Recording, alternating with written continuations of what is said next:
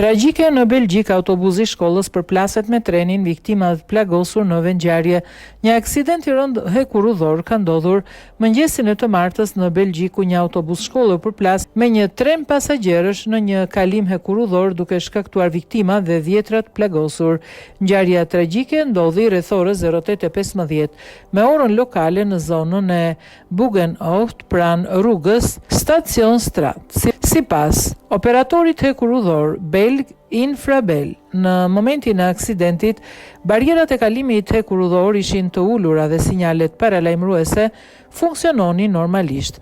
Autoritetet bëjnë me dije se në tren ndodheshin rreth 100 pasagjerë në momentin e përplasjes, ndërsa ekipet e emergjencës mbërritën menjëherë në vendngjarje për t'u ardhur në ndihmë të plagosurve.